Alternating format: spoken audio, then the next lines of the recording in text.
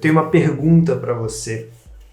Você lembra de algum momento específico da sua vida em que você fez alguma escolha ou você tomou alguma ação que mudou completamente, assim, onde você foi parar? Ou seja, aquele momento virada de chave, aquele momento que, se não tivesse acontecido, tua vida teria ido para um rumo completamente diferente. Eu não sei se você brisa muito sobre isso, mas eu penso demais sobre esse assunto. Sabe aqueles filmes tipo Efeito Borboleta ou aqueles livros como A Biblioteca da Meia-Noite? Isso resume muito como funciona a minha cabeça. E eu queria compartilhar com você qual foi o momento da minha vida que assim, realmente teve um impacto gigantesco. Assim, uma escolha que eu fiz que acabou mudando tudo.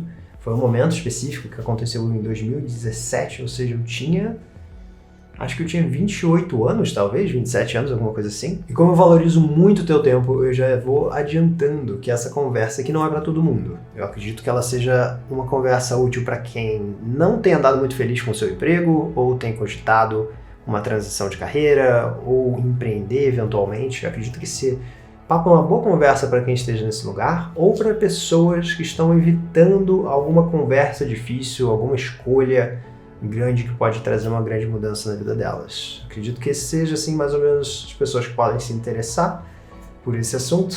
Então, caso não seja muito a sua vibe, talvez existam outras coisas aqui por esse espaço chamado internet que te interessem mais. E já vou adiantando, esse papelzinho que eu estou segurando é uma pergunta que enviaram nos comentários no vídeo anterior. Anterior não, 2 vídeos atrás, né? Para quem não lembra, eu criei um doodle. Eu criei essa arte meio que improvisada que, na minha opinião, não ficou muito legal, mas ela foi meio que feita com a criatividade fluindo, etc., enquanto a gente papeava. E eu propus que quem enviasse uma pergunta poderia ganhar isso aqui no final do vídeo. Então, eu vou guardar isso aqui no cantinho, é a pergunta que foi enviada por uma pessoa, e a gente vai falar sobre ela depois de a gente passar por esse assunto principal. Enquanto a gente conversa sobre isso, eu vou estar criando uma coisa aleatória. Hoje eu tive a ideia de a gente criar uma letra customizada. Eu vou começar com a letra M, porque é uma letra que tem uma forma interessante, muita gente tem nome começando com M, né? Então, enquanto a gente fala sobre isso, eu vou começar a desenhar várias letras M aqui no papel. Você pode, inclusive, se desafiar criativamente também, se você quiser. Pegar um papelzinho aí com você, se você quiser brincar disso aqui que eu vou fazer. Eu já vou explicar melhor as instruções, tá? Mas, enquanto eu desenho aqui vários M's diferentes, várias formas possíveis dessa letra, eu queria contar para você que, como eu sou uma criança nascida ali nos final, né, dos anos 80, nasci em 89, não tive acesso à internet não tive acesso à internet como a gente tem hoje, né? Eu tinha internet de escada, então eu podia entrar sábado depois das 2, domingos, feriados, etc., para pagar um pulso telefônico. Acho que era assim que chamava, um pulso, nem lembro mais. Eu naturalmente passava muito tempo na minha cabeça, eu passava muitas horas entediado. Seja porque eu não tinha acesso ao entretenimento fácil na palma da minha mão, ou porque muito tempo do meu dia era na escola, né? Eu acho que era um lugar que eu ficava muito tempo viajando, em vez de necessariamente prestando atenção nas aulas. Nunca foi um ambiente que eu curti muito, assim. Preciso admitir. Isso mudou muito na faculdade, assim, essa dinâmica, que eu já curtia mais. Mas enquanto eu estava na escola, eu ficava muito tempo fantasiando em realidades paralelas na minha cabeça. Isso era uma espécie de hobby / escapismo, assim, que eu tinha bastante, sabe? Eu realmente passava um tempo, eu não sei se é muito longo na real, porque eu acho que eu nunca conversei com muita gente para ver se mais gente fazia isso também, sabe? Mas eu simulava meio que umas realidades paralelas da minha vida. Quando eu era mais novo, era uma coisa mais realista, assim. Então, por exemplo, se eu gostasse de uma menina na minha sala, eu fantasiava que um dia a gente ia namorar e um dia a gente ia casar e blá blá blá, sabe? Era uma coisa meio, como é que eu posso dizer, realidade amplificada. Sendo que sempre chegou uma coisa de desenho, era do tipo, nossa, eu conheci a menina porque eu tinha um skate voador, sei lá, eu salvava ela de alguma coisa, sabe? Aquela coisa muito claramente vendo muito desenho animado. E aí, conforme eu fui crescendo, eu comecei a mudar um pouco isso. Eu comecei a brisar mesmo como é que seria a vida adulta. Especialmente ali na pré-adolescência, adolescência, comecei a brisar muito, assim. Caraca, o que aconteceria se o Thiago fosse um músico? O que aconteceria se o Thiago fosse um jogador de futebol? E aí, assim, sabe como é? Aula de química, né? Aula de química, cara, eu detalhava, assim, a minha carreira como jogador. Eu averiguava, assim, cada detalhezinho de como é que seria a minha carreira de músico, porque eu tava tão entediado que eu ficava brisando muito nessas realidades, assim. E quem não faz isso e tá escutando isso até agora deve estar achando isso muito estranho. E talvez quem também não curtia muito a aula de química, talvez esteja se identificando. Então eu já estou curioso assim, para entender se você fazia algo parecido com isso ou não. Fico à vontade até de comentar que tipo de realidade paralela você fazia, né? Porque eu acho que pessoas diferentes faziam coisas diferentes. Uma vez eu conversei com isso com a minha namorada. Ela falava que ela se imaginava muito, por exemplo, às vezes em Hogwarts, assim, como é que seria estar ali.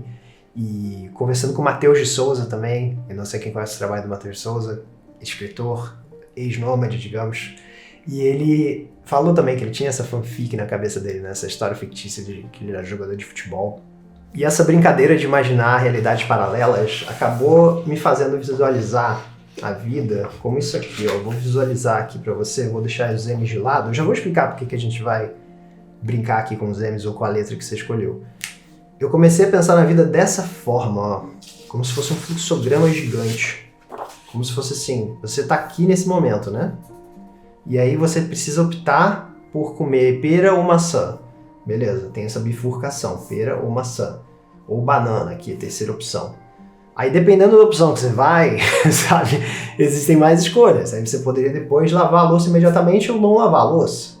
Então no final você acaba com essa espécie de emaranhado de escolhas que vão se acumulando conforme o tempo vai passando e vai montando meio que essa teia, sabe, que é a forma da sua vida, sabe? Muitas vezes é uma bifurcação, mas também pode estar dividido entre 5 coisas, né? Então depende da quantidade de escolhas que você tem, depende do que está no teu controle naquele momento. E eu acredito que é interessante pensar na vida assim, sabe? Eu acho que cada pessoa tem um desenho diferente disso aqui e potencialmente, dependendo das escolhas que a gente faz, a gente poderia ter ido por um outro caminho, né? Mas por que eu tô falando sobre isso se eu sei que isso não é uma mega novidade, assim, pra todo mundo? Porque eu sei que muita gente já viu o filme Efeito Borboleta, ou já leu, enfim, algum livro, ou viu alguma série sobre o assunto. A razão de eu estar falando sobre isso é que brisar sobre essas realidades, que inclusive não quer dizer que eu acredito que elas existam, não necessariamente existe um Thiago no universo paralelo que está vivendo outra coisa. Eu nunca vou saber, na verdade, eu acho.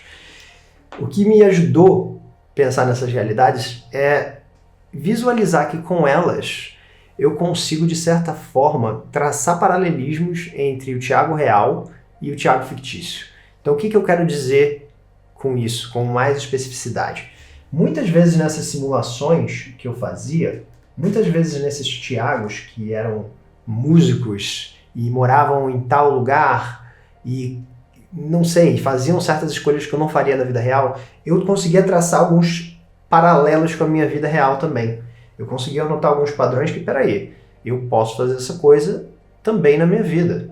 Eu posso, de fato, adaptar essa escolha ou aquela outra. Ou, pô, essa aqui eu talvez consiga fazer em 5 anos. Então foi muito interessante ver que alguns traços da vida desses Thiagos fictícios conseguiam ser replicados na vida real. Então, quando eu comecei a observar isso, eu já aprendi um monte de coisa sobre mim, assim. Por exemplo, eu sabia que na realidade fictícia, onde eu era jogador de futebol, eu ia ser um cara que meio que anuncia publicamente que está doando X% do seu salário todo mês para uma ONG que eu mesmo criei, que ia ser meio que um projeto paralelo, que ia ter uma causa específica, ia ter um impacto direto e o meu dinheiro seria, sabe, de fato usado de uma forma que eu estou muito ciente do impacto que ele gera diretamente. E aí, pensando sobre isso, eu comecei a notar que, cara, na vida real eu sou meio assim também.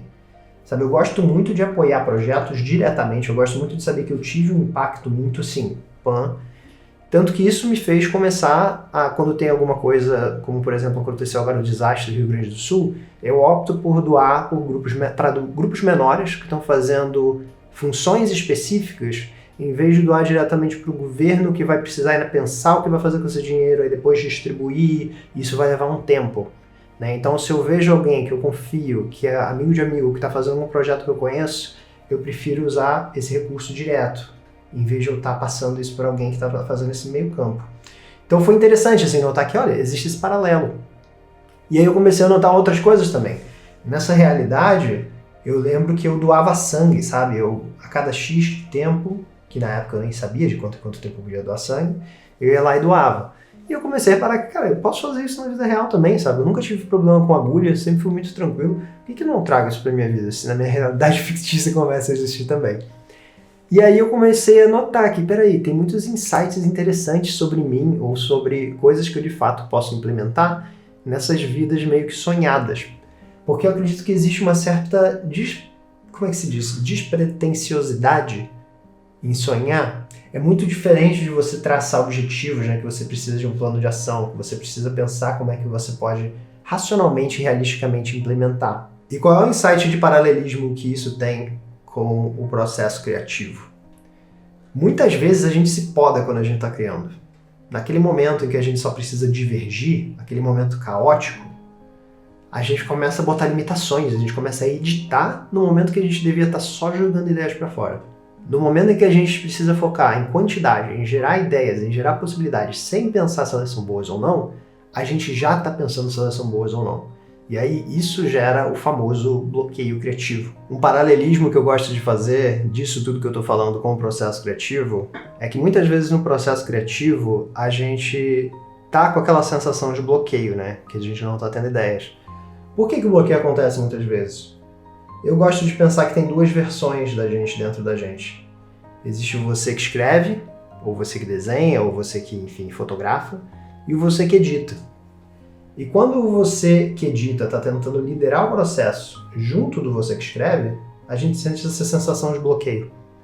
É como se no momento em que eu precisasse gerar ideias sem julgar, ou seja, no momento em que eu sonho, que eu trago possibilidades, eu já tô com aquela cabeça de edição, eu já tô com aquela cabeça, não, peraí, isso aqui não funcionaria porque blá blá blá. Não, isso aqui não... Em vez de me deixar fluir, porque muitas vezes não se deixar fluir e passando por ali 17 ideias ruins, a gente muitas vezes encontra uma ideia boa. Ou no momento que a gente está editando, a gente reflete do porquê que aquelas ideias não funcionam, o que vai num outro momento fazer a gente ter ideias boas. Então eu acredito muito que o processo criativo tem um paralelo assim, com essa questão do se deixar sonhar, de certa forma. E agora eu vou finalmente te contar o que a gente vai fazer com esses M's que a gente está desenhando, que por aí pode ser uma letra diferente, inclusive, né? O objetivo desse exercício vai ser customizar essas letras de alguma forma. Eu não estava pensando muito, eu não sei a lógica de eu ter feito os M's desse jeito, mas o que a gente vai tentar exercitar e se desafiar nesse joguinho é pensar como é que a gente pode fazer algum tipo de intervenção neles. Eu não sei ainda o que isso quer dizer ou não, mas você pode desde transformar, por exemplo, esse aqui, ó, que parece um personagemzinho. Eu poderia, sei lá, dar um pirulito para ele, assim, para ele segurar. E é isso aí, essa é a intervenção do M. Eu não vou tentar racionalizar muito, vou continuar conversando contigo enquanto a gente experimenta fazer algo assim. Mas qual foi esse momento virada de chave? O que de fato fez o Thiago acordar e mudar muito, mas muito a vida que ele estava vivendo? É estranho falar de mim em terceira pessoa. Mas o que me fez fazer isso foi ter lido um livro sobre hábitos. Porque durante a leitura desse livro sobre hábitos, eu cheguei a uma conclusão que aparentemente é algo óbvio, pelo menos quando eu olho para isso hoje em dia, eu penso, nossa, que óbvio, Thiagão, por que você não pensou nisso antes? Que é o fato de que os hábitos, conforme a gente vai multiplicando eles pelo número de dias, pelo número de tempo, eles vão levando a gente para algum lugar desse fluxograma gigante chamado vida. Então, voltando aqui rapidamente para o fluxograma, se eu tenho um hábito, por exemplo, de sempre me exercitar, esse fluxograma talvez vai tender mais para cá, assim. Né? A gente vai estar num lugar onde talvez o Thiago seja um cara mais saudável, um cara mais... não sei, se eu fosse para cá, do exercício. Mas se eu optasse por não me exercitar, talvez o fluxograma movimentasse mais para cá, né? Porque a escolha de não movimentar, né? Não exercitar, acaba estando para essa direção. E aí o que eu reparei? Não conectado ao exercício, mas conectado a outras coisas da minha vida. Que os meus hábitos estavam completamente desalinhados do lugar que eu queria chegar. E eu reparei disso principalmente por causa de duas coisas. Eu reparei isso porque, primeiro, eu notei que eu gostaria muito de ter liberdade geográfica. E eu não tinha nem como é que eu posso dizer? Um pezinho nessa direção. Eu não tinha nem dado um primeiro passo para entender o que eu poderia fazer para, de fato, disponibilizar isso para mim. Eu só sonhava com isso. Eu só imaginava isso. E eu imaginava isso e eu notava que isso estava em paralelo com a minha realidade fictícia também, onde eu poderia, por exemplo, viajar quando eu quisesse, entre aspas, né? Isso nunca é tão assim, mas o meu sonho era. Mas assim, pelo menos ter a possibilidade de trabalhar de um lugar diferente. Então isso é uma coisa que eu comecei a reparar conforme eu fazia esses paralelos da minha vida e dessa realidade fictícia. E eu notei que, cara, eu preciso fazer alguma coisa, eu preciso gerar alguma mudança, porque os meus hábitos não estão realmente alinhados com os meus objetivos. Isso não é mais um sonho, agora eu queria que isso se tornasse de fato um objetivo.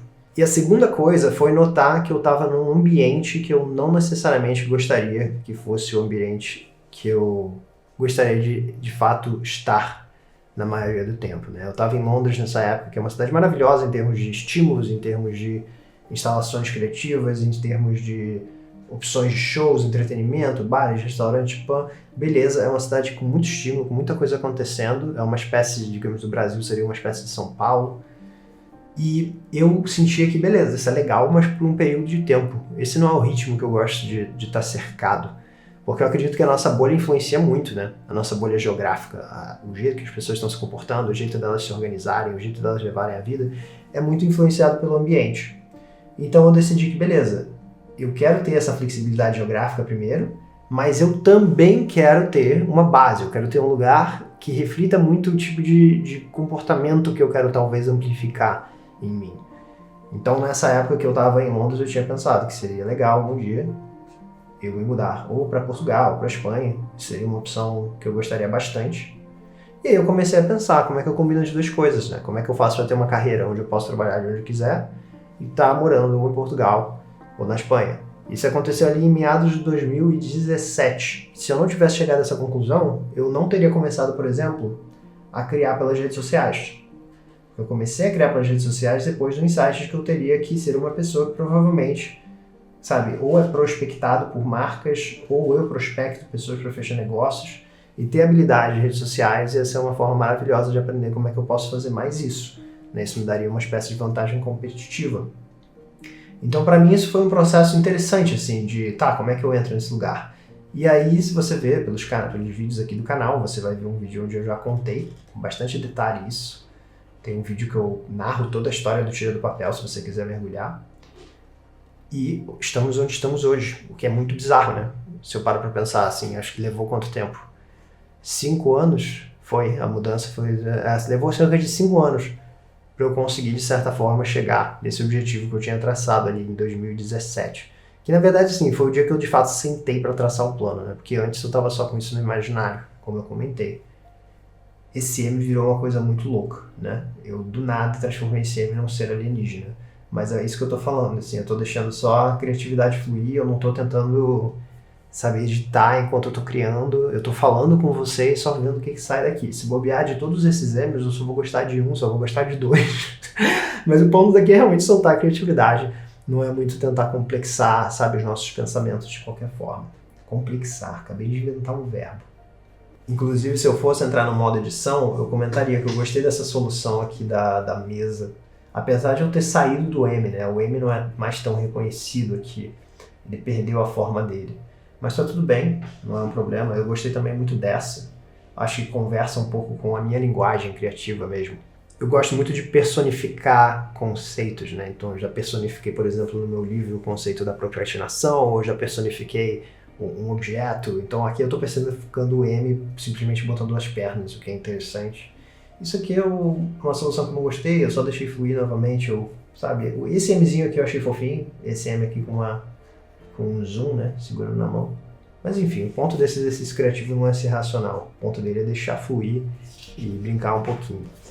E agora que a gente preencheu essa folha quase inteira, eu vou partir para uma outra letra. Enquanto eu parto para essa outra letra, que eu vou pensar ainda qual letra que eu vou fazer, eu vou ler a pergunta que foi escolhida por mim nos últimos comentários do vídeo, onde a gente falou sobre sensação de não pertencer no lugar onde você mora, né? Eu fiz um podcast visual que nem esse, baseado nesse tema, e se você quiser, inclusive, vou deixar ele linkado aqui em algum lugar, aqui embaixo, por exemplo, na descrição, provavelmente. Então, se você é uma pessoa que não sente que você é da cidade, se você não se sente pertencente à sua cidade natal, à cidade onde você mora, esse é um vídeo que talvez você se identifique. Estou fazendo aqui um mistériozinho, mas agora eu vou revelar quem foi. Foi a pergunta do Ale5949. A pergunta dele foi: a criatividade acaba com o passar da idade? E como voltar a se relacionar com ela? Tinha muita pergunta boa nos comentários, eu não sabia qual pergunta pegar. E como algumas pessoas também fizeram perguntas conectadas ao assunto do vídeo, né, que era pertencer, eu pensei que, putz, pra eu falar disso eu vou ter que dar uma baita introduzida de novo no tema, né? Então eu peguei essa aqui porque essa aqui me pegou muito pesado também. Porque essa aqui foi meio que uma pergunta que me fez pensar sobre o futuro, mas assim, bastante distante.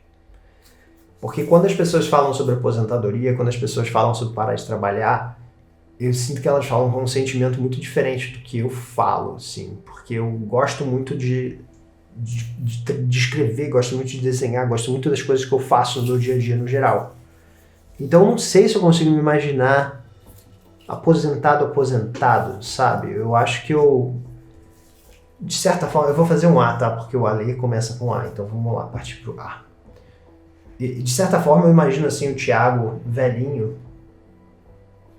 ainda com os papéis, e ainda com um pincel, talvez, ou ainda com, seja lá qual for o software que vai existir pra gente estar escrevendo, né? Eu ia falar, tipo, o Notion aberto, ou o Word. Mas a verdade é que eu não sei qual vai ser a ferramenta que a gente vai usar. Se bobear, vai ser por voz. Se bobear, eu vou digitar por voz. Se bobear, vai ser alguma parada que vai estar no meu cérebro. E aí eu vou digitar por pensamentos. A gente não sabe muito bem como é que vai ser o futuro, né? Mas definitivamente, assim, é uma coisa que eu penso, assim, que seria legal fazer no futuro. Se bobear, isso vai mudar, né? Eu tô gravando isso aqui em 2024, daqui a não sei quantos anos eu vou estar fazendo um react desse vídeo zoando o fato que eu falei isso, ou mudando de ideia. Mas é interessante, assim, pensar como é que eu me imagino de fato, assim. Eu não me imagino simplesmente parado, sem fazer nada e só conversando, e eu acho que eu ia ficar inquieto. Minha curiosidade ia me deixar explorar certos aspectos que talvez eu não explore hoje com mais calma, não sei. Espero que seja com calma, né? Porque também existe a possibilidade de eu chegar ali não com muita calma. E a criatividade acaba com o passar da idade e com voltar a se relacionar com ela, né? Então, assim, partindo para a primeira parte da pergunta, eu não diria que ela acaba, eu diria que ela é uma coisa que, assim, pode ir se acumulando, inclusive se multiplicando. Eu diria que ela é um... Como é que eu posso dizer? A única razão de eu não usar muito essa analogia, né? A criatividade ser um músculo, hoje em dia, é porque eu comecei a pensar, né? Que, pô, o músculo fica cansado, assim. Eu não sei se o músculo... Você não precisa necessariamente descansar, você pode estar sempre criando alguma coisa. Embora seja legal também ter momentos de ócio, né? Então, assim, eu diria que conforme o tempo passa, não, eu acho que você, inclusive, talvez crie mais prazer por criar, justamente porque quanto mais você cria, mais você se conhece. E quanto mais você se conhece, acho que mais confiança você tem na hora de explorar o processo criativo, porque você sente que o que está saindo dali tem muito a tua cara. E quando aquilo que sai dali tem muito a tua cara, isso vai desbloqueando um monte de coisa. Você sente, às vezes, mais vontade de se expressar, você sente que aquilo que você está colocando no mundo é mais único, talvez, porque você está, de fato, conseguindo combinar teu repertório com as tuas histórias, com a tua vivência. Então, assim, eu diria que a criatividade não acaba conforme passar da idade, pelo contrário, eu diria que provavelmente seria um fluxo inverso, o que é meio curioso, né, porque se você parar pra pensar, a gente começa, né, quando a gente tá ali, tipo, eu era um bebê, aí eu fui crescendo, eu não tinha nenhum filtro, né, eu criava o que eu queria criar, aí eu fui virando adulto, me falaram o que é certo, o que é errado, me botaram um monte de regra na cabeça, e aí eu fui me inibindo a expressar quem de fato sou, porque existe muito certo e errado, né? Cresci no modelo, você ganha uma nota de 0 a 10, você tem que responder certo isso aqui, senão você não passa. E esse tipo de pensamento, né, esse tipo de parâmetro, sim, normalmente é uma coisa muito inibidora para a criatividade. Então é curioso, porque é quase como se a gente tivesse um momento de muita desinibição e pouco repertório. Tipo, a gente é criança, a gente não viu muito filme, a gente não testou muita coisa, a gente não praticou nenhuma habilidade por tempo suficiente para super se desenvolver nela. Aí depois tem um momento que você cresce e aí você tem muito mais repertório, mas ao mesmo tempo você também está num momento muito mais inibição. Então assim, o que adianta eu crescer tanto o consumo? O que adianta eu botar tanta coisa na minha cabeça, aprender tanta coisa, se no final eu sinto vergonha de me expressar? E isso foi uma segunda fase interessante, né? Se eu paro para pensar na minha vida, assim, porque isso de fato aconteceu. Hoje eu tô tranquilo de falar com uma câmera, mas nem sempre foi assim. Então é muito interessante notar essa flutuação entre inibição, desinibição e a quantidade de repertório que a gente tem. Então, assim, eu diria que quando eu estiver mais velhinho, espero chegar nesse momento. Uma vez eu escutei que envelhecer é um privilégio, eu achei isso bonito, assim. Não pensei muito profundamente sobre a frase, mas eu achei uma frase bonita, porque de fato, assim, chegar numa idade onde eu possa estar me expressando, criando, mais desinibido, com mais repertório, deve ser uma coisa muito fascinante, assim. Eu fico curioso para saber o que eu conseguiria colocar no mundo, porque eu gosto muito de tentar criar para inspirar pessoas, a criar para essas pessoas inspirarem outras pessoas a criar, e esse ciclo meio que se continuar de alguma forma. Então vai ser interessante ver como é que seria isso no futuro. Espero que aconteça. E para a segunda parte da pergunta, que é como voltar a se relacionar com ela. Eu achei isso maravilhoso. Eu gostei do fato dele ter usado o verbo relacionar, porque eu presto muita atenção em palavras. Inclusive, aproveitando, fazendo uma brisa aqui na pergunta do Ale, tá? Eu super penso que letras, ou combinações de letras, ou sílabas, tem meio que uma textura, quase como se fosse um ingrediente de uma salada, sabe? Então, por exemplo, se você usa a palavra crochê, para mim a palavra crochê tem a parte crocante ali, que é o cro, tem a parte cremosa, que é o che, sabe? Essas coisas. Não sei explicar, cara. Maneira que no início do vídeo eu falei, eu valorizo muito o seu tempo. Esse vídeo é para as pessoas. Agora eu tô fazendo uma tangente paralela de negócio nada a ver, né?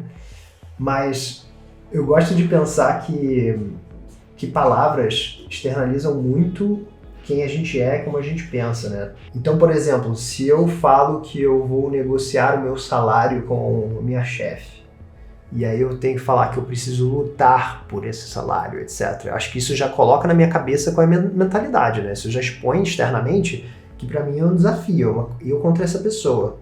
Sendo que, na verdade, por exemplo, negociação tende a ser um processo que, pelo menos na minha vivência, é melhor quando você entende que os dois lados precisam ganhar de alguma forma, né? Então, na verdade, não é eu contra a pessoa, é eu e a pessoa tentando alcançar algum objetivo onde nós dois saímos com algum tipo de vitória. E eu nem sei se vitória é a melhor palavra, né? Mas olha só, externalizei alguma coisa aqui. Então eu gostei muito do fato dele ter usado esse termo, né? Se relacionar com ela. E eu diria que sim, um excelente primeiro passo é tentar lembrar que existiu esse processo de inibição na nossa vida, na maioria dos casos. A maioria dos ambientes é um ambiente que não é tão seguro para você experimentar, para você tomar riscos do jeito que você quiser. Normalmente você recebe algum tipo de recompensa do lugar que você trabalha, do lugar que você estuda, se a sua performance é boa. Você não recebe um tapinha nas costas e um uhul, você mandou bem, se você se arriscou e uma coisa não deu certo, né?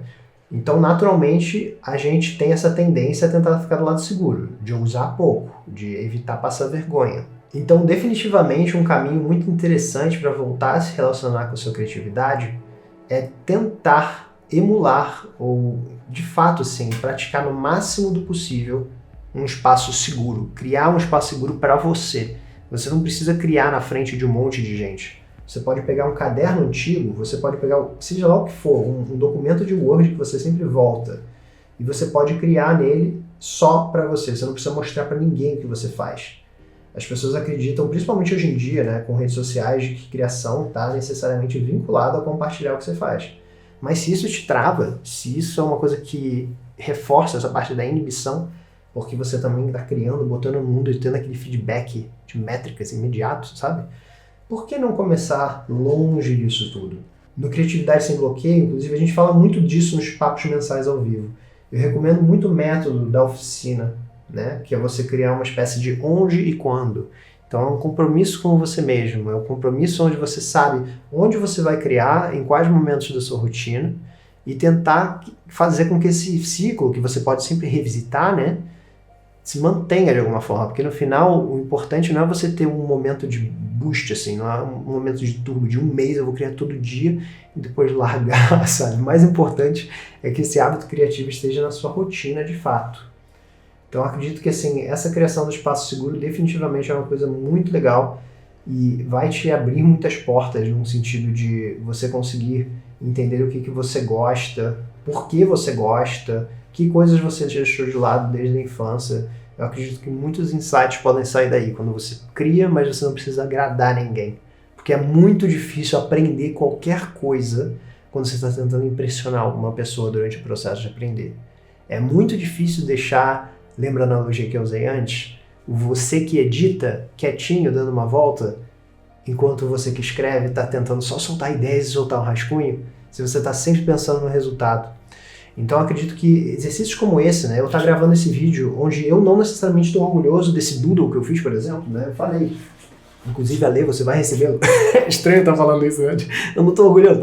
Mas enfim, o ponto de fazer esse doodle é justamente mostrar para as pessoas que assim, eu não sei fazer um doodle, mas eu estou fazendo só por expressão, só para teste, porque faz parte desse processo criativo eu também experimentar coisas novas. Foi um material sorteado, inclusive. Eu nunca usaria um giz de cera, assim, talvez para fazer um doodle. Eu acho que uma caneta assim vai ser melhor.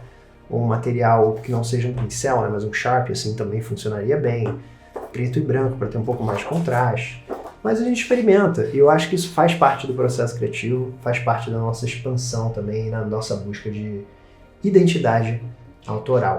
Então eu espero que isso tenha te ajudado a ler. E inclusive eu já deixo um convite aqui para próxima edição. Se você quiser receber esses A's ou esses M's, você pode comentar aqui com alguma pergunta sua.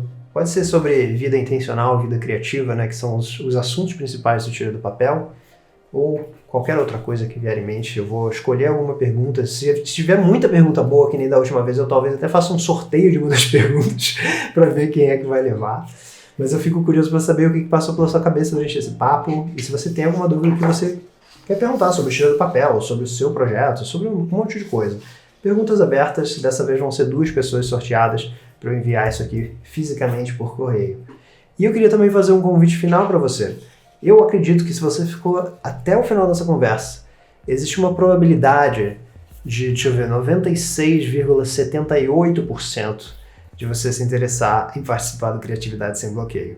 Para quem não sabe, Criatividade Sem Bloqueio é o meu curso de criatividade, onde você tem não só acesso às minhas técnicas de criação favoritas, mas também alguns sistemas para ajudar a você se reaproximar da criatividade e também a praticá-la no seu dia a dia. Porque, novamente, o importante não é dar aquele turbo, é tentar inserir esse hábito na rotina de uma forma gradual e sustentável.